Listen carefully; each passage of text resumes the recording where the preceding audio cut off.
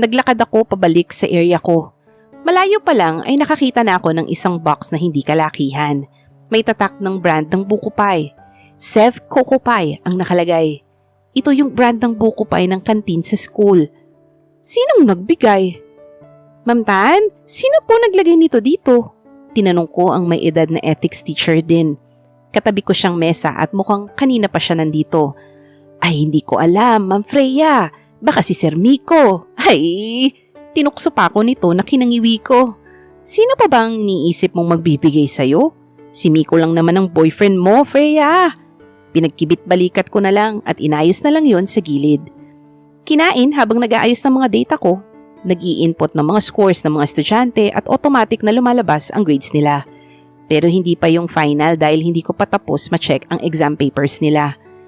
Ma'am Tan, punta muna po ako ng kantin. May papabili ka? Umiling ito kaya naman agad akong dumiretso sa kantin. Sa pinto pa lang ay tinatanaw ko na ang counter. Yung medyo batang tindera ang nandun at wala ang lalaki. Bakit mo ba hinahanap, Freya? Buko pie lang ang pipilahan, hindi ang lalaki. Sumunod ako sa pila at naghintay matapos ang 5 estudyante sa harapan ko. Hi ma'am, anong sayo? Ngumiti pa siya ng malawak at hinintay ang sagot ko. Isang chocolate drink na lang at bottled water. Tumalima ito at agad na binalot ang orders ko. Eto na po ma'am. Iniaabot niya yon ngunit hindi ko kaagad kinuha. Binabagabag pa rin ako ng isang box ng buko pie. And so I asked, Miss, yung buko pie ba na binigay sa akin ay galing sa inyo? Tinanong ko ang gumugulo sa isipan ko. Kung hindi sa kanila ay baka nga kay Miko galing yun. Napanguso siya at napatingin sa itaas. Marahil inaalala ang ginawa niya simula kanina. Nang lingunin niya ako, ay may pagpapasensya ang tingin niya. Hindi po, ma'am. Wala pong event ngayon kaya wala pong free buko pie. Baka po galing sa boyfriend ninyo. May tukso pa ang pagbigkas nito na kinangiti ko lang. Nagpasalamat ako sa kanya at bumalik na sa faculty. Siguro ay binili yun ni Miko dahil kahapon ay hindi niya ako naibili. Pinagsawalang bahala ko at kinain na lamang yun. Binigay ko pa ang kalahati kay Ma'am Tan. Mga ma'ams, overtime daw, gusto nyo? Kailangan na kasing matapos sa mga grades ng mga bata. Ang head teacher namin, gumuwi rin ito at mukhang pinal na ang desisyon. Ma'am, hindi po ba pwedeng sa bahay na lang gawin? Si Ma'am Tan na hindi na nakatiis at nagtanong. Sa akin ay ayos lang, ngunit sa mga nanay na at may mga anak ay kailangan talaga nilang makauwi. Porke ba't private tayo ay pwede ang magpa-overtime, ma'am? Si Ma'am Ina na nakakrus ang mga braso sa harap ng dibdib niya. Kumibit balikat lamang ang head teacher namin bago tumalikod. Kapag ganun ay wala kami magagawa kundi sumunod. Wala naman akong kasama sa apartment kaya okay lang nagabihin. Ma'am Tan, doon ko na lang sa store gagawin ito. Tumango ang guro at hinayaan akong dalhin ang gamit ko. Nilingon ko pa sa mesa si Miko, ngunit wala ito. Hindi ko alam kung bukas pa ang tindahan dahil paggabi na rin at wala ng mga estudyante. Tinanaw ko ito at natuwa na bukas pa at may ilaw pa. Maaaring overtime din sila dahil overtime din kaming mga guro rito. O sadyang hindi pa sila nagsasara. Hanggang anong oras kayo? Tinanong ko ang tindera kanina na nagpupunas ng counter. Tumigil ito bago lumingon sa isang pintuan papasok sa area nila. Agad din namang humarap sa akin. Hanggang matapos po kayo, ma'am. Ngumiti pa siya bago nagpatuloy sa ginagawa. Inayos ko ang mga gamit ko sa dulong mesa at binuksan ang laptop na dala ko. Hindi ko alam kung matatapos ko ito ngayon pero mas magandang may magawa man lang ako kahit kaunti. Umilaw ang telepono ko at nakitang tumatawag si Miko. Saan ka? Bungad na tanong ko. Kanina pa siya wala sa loob at ngayon lang niya naisipang tumawag. Sorry babe, may meeting kami kanina ng mga athletes. Saan ka? Pupuntahan kita. Bumuntong hininga ako at sinabing nasa store ako. Wala pa mang 2 minuto ay nasa pinto na siya at diretso ang lakad patungo sa akin. Sorry! Humalik ito ng mabilis sa labi ko bago inayos ang gamit niya sa harapan ko. Dinabas din nito ang sariling laptop at nagtipa. Inabot din nito ang isang kamay ko na nakalapag lang sa mesa. Hinawakan niya yon at hinaplos-haplos. Gusto ko siyang tanungin kung siya ba ang nagbigay ng buko pie. Kaya lang ay baka isipin niyang may iba ako. And I want to avoid making a fight over it. Wala naman akong iba. Pwede ba akong matulog sa apartment mo? Kusang tumigil ang kamay kong may hawak na mouse at napatitig sa kanya. Hindi naman siya nakatingin sa akin, ngunit alam kong seryoso siya. Tumikhim ako at umisip ng dahilan para mapigilan siya sa gusto niya. Sa susunod na lang, hindi pa ako handa. Umangat ang tingin niya at naging matalim yun. Agad nga lamang nagbago nang masalubong ang mga mata ko. I sighed. May karapatan naman siyang magalit dahil ni minsan ay hindi pa siya nakakaapak sa apartment ko. Ni minsan, hindi ko pa siya naimbitang pumasok doon. At gaya ngayon, hindi ko pinaunlakan ang kagustuhan niyang matulog sa apartment ko. Sorry, this time ako naman ang humingi ng pasensya. Kahit parents ko ay hindi siya kilala. Tumango siya at binitiwan ang kamay ko. Napatitig ako sa kamay kong binitiwan niya. Mapait na napangiti at ramdam ko ang pagsikip ng aking dibdib. Kasalanan ko naman kaya tatanggapin ko ang galit niya. Hindi pa ako handa sa gusto niya. Hindi pa. Sa tingin ko ay hindi ko matatagalan ang nakikitang paglungkot niya kaya naman gusto kong umiwas. Sandali, comfort room lang ako. Hindi ko na siya hinintay na makasagot at agad na akong tumayo. Magpapaalam sana akong makikigamit ng CR sa tinderang babae. Ngunit wala ito sa counter. Dumiretso na lang ako sa banyo at kinilabutan pa nang maramdaman ng titig sa akin. Pinanlamigan ako sa tindi ng pagtitig. Nilingon ko si Miko, ngunit abala ito sa pagtitipa at hindi naman sa akin nakatingin. Nilingon ko rin ang paligid, ngunit wala naman. Baka naman guni-guni ko lang. Binaliwala ako at nagpatuloy sa banyo. Umihilang ako at naghilamos ng muka. Napatitig pa ako sa salamin at napaisip.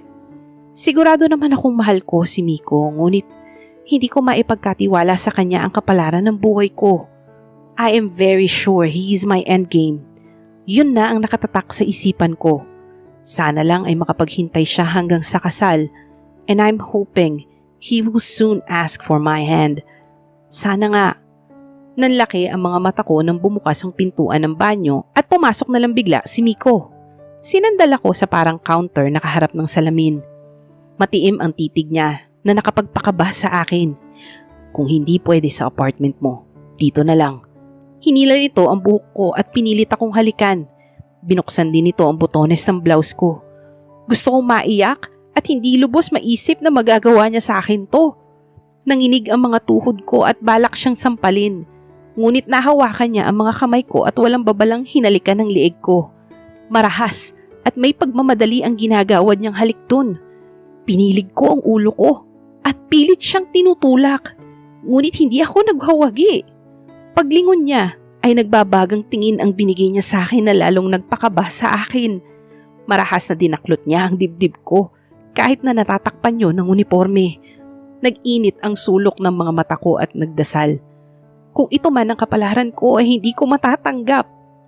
How can he do this to me? Panatag ako na kaya niyang maghintay. Ngunit bakit tila wala siya sa sarili at uhaw? Miko is not himself today. Maybe he is frustrated. Nagkapag-asa ako nang matigil siya dahil sa mga malalakas na katok. Marahas niya akong binitiwan at tiningnan ng masama. Nagpasalamat ako at hindi na humantong sa isang bangungot. Pabalibag niyang binuksan ang pinto at tumambad sa paningin ko ang lalaking may berdeng mga mata. Napaatras ako at napayakap sa sariling katawan. Naglandas ang tingin nito mula sa magulong buhok ko at nagtagal sa leeg ko pababa sa sira kong uniforme.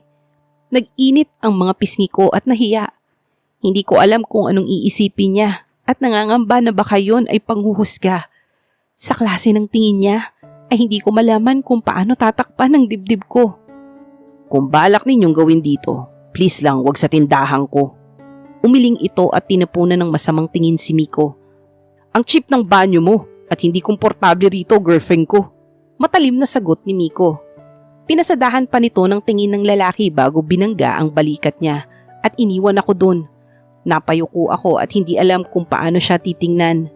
Lalo kong niyakap ang katawan ko, hindi alam kung paano ako lalabas ng pinto. I felt faceless.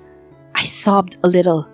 Nakakahiyaman, ngunit nagpapasalamat akong dumating siya. Bahagyang nanlaki ang mga mata ko nang may bumagsak na itim na t-shirt sa braso ko. Diningon ko siya at tumambad sa mga mata ko ang magandang pangangatawan niya. Malaki at kitang-kita ang 8 umbok niya sa tiyan. Your boyfriend is an asshole. How did you fall in love into that man? Umiling ito bago ako iniwan sa banyo. Hindi ko naman alam na sa gitna ng kabaitan ni Miko ay ganun siya. Alam ko naman na may pangangailangan siya. Ngunit hindi ko yun kayang basta nalang ibigay. Umiling ako at sinuot ang t-shirt niya. Naamoy ko pa ang bango nun nang dumaan ang damit nito sa ilong ko. Mabilis kong inayos ang buhok ko at nagmamadaling lumabas upang magpasalamat sana. Natigil nga lamang at bumagal ang lakad ko nang makitang nakaharap ito sa tindera at kinukulong yon sa pagitan ng isang mesa ng counter. Baka kaya hindi pa sila nagsasara ay dahil may hidden agenda pa sila. Hindi ko na siya inabala at inayos na lamang ang mga gamit ko. Bago pa ako lumakad palayo ay sinulyapan ko pa sila. Wala na ang babae at siya na lamang ang naiwan. Hubad pa rin at mariin ang titig sa akin. Napipirmi ang mga labi nito at nanatili pa ang mariing titig sa akin. Mukhang hinihintay akong lumapit na hindi ko ginawa. Sa susunod ko na lang sasabihin ang pagpapasalamat ko. Hindi mawala sa isip ko ang ginawa ni Miko at mas lalo na ang lalaki sa kantin. Kung hindi pa tumawag si Mama, ay hindi yata talaga yun mawawaglit sa isipan ko. Anak, kaunti na lang tapos na tong grocery store natin. Napangiti ako sa balitang narinig mula kay Mama. Hindi ko mapigilang matuwa na mula yon sa naipon kong pera. Malapit ang grocery store sa palengke para naman hindi na lumayo pa ang mga mamimili sakaling kailangan nila ng dry items. Talaga ba, Ma? Gusto ko na pong umuwi. Humina ang boses ko at hindi maiwasang tumakas doon ang lungkot. I've been living here in the city since I was in college. Iilang beses pa lang ako nakauwi sa probinsya. I struggled to get to where I am now. I have the license, but I am stuck in this private school. Okay naman ang sahod kaya hindi na ako lumipat. Kaunting tiis na lang, nak. Pagkatapos nito kahit hindi ka na magtrabaho dyan. Mas lumawak ang ngiti ko dahil doon at hindi maiwasang maluha. Alam ko naman na nagsisikap din sila ron para sa akin. And I'm willing to make the sacrifices for them to have a better life. Sana ay tangkilikin ang grocery store upang makauwi na ako. Yun lang naman ang naiisip kong paraan. But I still need to talk things out with Miko. Pinag-iisipan ko pa kung tutuloy ako sa bar o hindi. Napapabuntong hininga rin akong lumingon sa sariling relo. 7:00 na ng gabi. Sige, Ma, baba ko na po. Love you po. Ingat po kayo dyan. Mag-lock ka ng pinto. Huwag kang lalabas sa gabi. Binabana nito ang tawag at hindi ko maiwasang mapakagat na lamang sa aking labi, lalo na sa naisip na plano. Susuway muna ako at kailangan ko pang makausap si Miko. Hindi ko nakausap kahapon kaya baka pupunta rin sa bar. Nagbabaka sakali akong maayos ko na siyang makakausap ngayon. Hindi ko naman kayang basta nalang itapon ang relasyon namin. 5 years is not a joke. Maybe he was just frustrated last time. And so, I decided to go to the bar. Hindi ko naman ito first time, kaya lang ay hindi ko pa rin alam ang susuotin. Pinili kong hugutin ang tube na dirty white fitted dress. Sumakto lang yon sa mid-thigh ko at binagay sa nude na high heels. I wore big loop earrings and put my hair in a messy bun. I painted my lips with that shining glittery light red lipstick. I do not wear heavy makeup. Mas gusto kong puro labi lang ang napapansin sa akin. Umalis ako ng bahay, dala lamang ang long pouch. Inipit ko yon sa pagitan ng kilikili ko at kamay. Masanay ako sa uniforme naming mga guro at hindi ako masyadong komportable sa ganitong damit.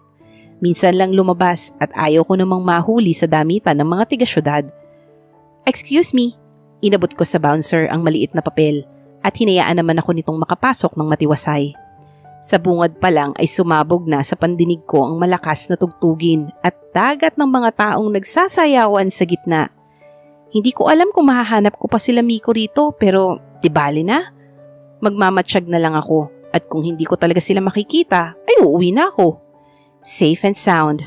Ngunit nang maramdaman ang nakakailang na titig ay agad kong hinatak pababa ng bahagya ang dress nang malingunan ang lalaking nasa sofa na walang habas na naninitig. Malagkit at nakakailang ang tingin nito. Sa kaba ko ay mabilis akong lumayo doon at dumiretso sa counter. Since it's our anniversary, all drinks are free! Sumigaw ang kung sino ngunit hindi ko makita. Naghiyawan ang mga tao at lalong lumakas ang tugtugin dahil doon. Halos mahilo na ako sa malikot na galaw ng mga ilaw at mga taong hindi mapirmi sa isang lugar. "Ma'am, drinks po." Napalingon ako sa waiter nang mag-iwan ito ng alak sa counter malapit sa akin. Tsaka akong initian bago tuluyang lumayo. Napatitig pa ako sa baso ng alak na iniwan nito. Wala naman akong balak uminom, kaya naman hindi ko yun ginalaw. Si Miko lang ang hanap ko at hindi kalasingan. Kung ganito kagulo ang lugar, baka kung ano ang mangyari kay Miko. Kahit nahihirapan ay pilit ko pa rin siyang hinanap. Nakidaan pa ako sa gitna ng mga tao. Minsan ay naiipit at hindi maiwasang madikit sa kanila. "Go, Ina!" Umabot ako sa bandang likod kung saan hindi naman ganun kagulo, ngunit kumpulan ng mga tao at maingay. Siksikan sila at naghihiyawan pa, ni walang madaanan na maayos. Hinawi ko ang mga nasa harap ko upang makadaan. Nagalit pa ang iilan ngunit hindi ko sila pinansin. Mas importanteng mahanap ko si Miko. Tumambad sa harapan ko ang pagkukumpulan nila. May iilang mukhang familiar sa akin at ang iba ay hindi ko talaga kilala. "Go girl! Make it hot!" Napukaw nun ang atensyon ko at kusang napadako ang tingin sa upuang mataas. And there, I found the man I was looking for. Nakaupo doon si Miko habang may kagat na lemon. Sa harapan nito ay si Ma'am Ina na suot ang royal blue na maiksing bestida. Mababa ang neckline nun at nung yumuko ay hindi nakatakas sa paningin ko kung paanong tumitig sa dibdib niya si Miko na siya namang nakapagpasikip ng dibdib ko. Kita ko pa kung paanong kinuha nito ang shot glass at ngumisi kay Miko na tila nang aakit. Napaawang pa ang mga labi ko nang mabilis niyang ininom ang laman at mabilis na sumampa paharap kay Miko upang makagat ang sliced lemon na kagat nito. Nanlaki ang mata ko nang hinatak nito ang huli sa batok at malalim na hinalikan. Kusang nalaglag ang lemon sa pagitan nila at tila nawala na sila sa paligid. Kita ko kung paano humagod ang kamay ni Miko sa hita at likod ni Ina. Habang lumalakas ang hiyaw ng mga tao, ay lalong nagiging mapusok ang halikan nila. Hindi ko masikmura, ngunit hindi ko mahanap sa sarili ko ang inis. Mabilis akong tumalikod at hindi alam ang dapat na mararamdaman. Imbis na magalit ay tila nakahinga pa nga ako ng maluwag. I didn't know he was like that. He's very aggressive. And with Ina? Really? May parte na nasaktan ako dahil kaya niyang hagkan ang iba kahit na magkarelasyon kami. Ngunit sa kabila nun ay nagpapasalamat akong nakita ko ang tunay na kulay niya. Maybe that is the sole reason why I did not give myself to him. Mabuti na lamang at hindi ako bumigay. Kaya pala hindi niya ako maalok ng kasal ay dahil mas gusto niyang mag-explore kasama ng iba. Katawan lang yata ang habol niya. Nang hindi makuha ang akin ay sa iba naghanap. Napailing at napangisi ako. This may call for a celebration. Sa lahat ng pinagtaksilan, ako pang masaya. Nandito pa rin naman ako, kaya susulitin ko na. Bumalik ako sa bar counter at diretsyong ininom ang laman ng shot glass na iniwan ko kanina. Humagod ang kaunting pait at init sa lalamunan ko. Napapikit pa ako at may kalakasang binitiwan ng shot glass sa counter. "Feels good?" Kusang bumukas ang mga mata ko at bumungad sa paningin ko ang bartender. Nakangisi at pilyo ang mga tingin. Naglapag ito ng isa pang shot glass na may lamang kulay asul. Hindi naman masamang uminom paminsan-minsan. Inaalala ko pa kung may gagawin ba ako bukas. Nang walang maisip, ay ininom ko rin ang alak. Let's raise a glass to my not so broken heart. Walwal muna. Sawa na akong laging maingat ang galaw. Kahit ngayong gabi lang ay gusto kong kumawala. That drink will take you to heaven. Ngumiti ito at naglapag pa ng isa. Really? Hindi naniniwalang tanong ko. Hindi kasi yun mapait at hindi masakit sa lalamunan. Ni hindi nga yata nakalalasing. Yes, this is their anniversary treat. Everyone here will have a taste of heaven. Later. Ninahad nito ang palad sa paligid na sinundan ko ng tingin. Ang bawat taong nandun na nakikita ko ay ganun na ang iniinom. Walang ibang klase at yun lamang. Wala na bang ibang alak? Nilingon ko siya ngunit nanatili lamang itong nakatitig sa akin. Sa pagkailang ko ay nainom ko kaagad ang alak. Not really. This is new in the market. Pinapatikim lang. Binigyan ako ulit nito ng isang shot. Ininom ko yon dahil wala naman akong maramdamang hilo. Masarap naman talaga at parang ladies drink lang. Hindi ko alam kung nakailang shots na ako. Hindi ako nahihilo, ngunit tingin ko ay nililipad ako. Nililipad ang kaisipan ko kung saan.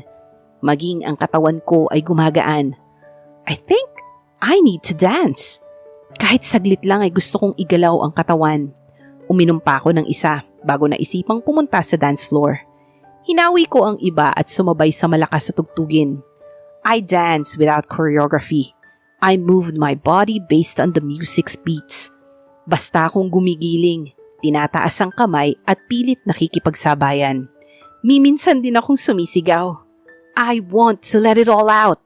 Ngayong gabi lang at hindi na uulit. Nagpatuloy ako sa pagsayaw. May iilan akong nakasayaw ngunit ni hindi ko maaninag ang mga mukha nila. Unti-unting lumalabo ang mga taong nakapaligid sa akin. Ang gusto ko lang ay magsayaw. May kung anong uhaw akong nararamdaman na gusto kong mapunan. Napaungol ako nang maramdamang may humawak sa bewang ko. Humagod yun ng sensual na ikinapikit ko. I felt his calloused hand slowly tracing my curves. Ang bawat haplos niya ay may kalakip na init. Kusang naglalakbay yon sa pangangatawan ko at tila pinapaapoy ang kalooban ko. Hinapit ako nito sa bewang at dinampian ng halik sa litaw kong balikat. Ramdam ko ang lambot ng labi niya ron. Naipikit ko pa ang mga mata sa nararamdamang sensualidad. Mula sa likod ay dinikit nito ang katawan niya sa akin. Humagod at gumiling siya ron na kinaungol ko. Sinandal ko pa ang ulo ko sa dibdib niya. "Want me to please you?" He whispered, huskily. Ang init ng hininga niya ay naghatid ng kakaibang init sa kaibuturan ko. I can still feel his heavy breathing on my ear. Ang init na nararamdaman ay naglakbay at tila sinilaban ang buong katawan ko. Hinarap ko siya at berdeng mga mata ang nasilayan. May hawig, ngunit hindi na malinaw ang itsura sa akin. He appeared to be someone I know, but I don't recognize him. Kita ko kumunot din ang noo niya, ngunit hindi nagsalita. Maybe, kinagat ko ang labi ko bago siya binigyan ng nang-aakit na tingin. Hindi ko siya kilala kaya malakas ang loob ko. Siguradong mamaya lang ay hindi na kami magkikita. I might as well take advantage of this opportunity. I looked at him deeply and flashed my seductive smile. I noticed how his ghastly green eyes darkened. Tila napigtas ang pasensya niya at basta na lang akong hinatak palapit sa katawan niya. He savagely tugged at me and held me firmly. I let my hands crawl and hang on his neck. I even kissed his jaw and licked a small part of it. He stopped me, my arm, and massaged down. Doon ako napamulat at tila nagising ng bahagya sa nararamdamang hawak niya. Nag-aagaw bigla ang katinuan ko at pagkauhaw habang nararamdaman ng kamay niyang naglalakbay.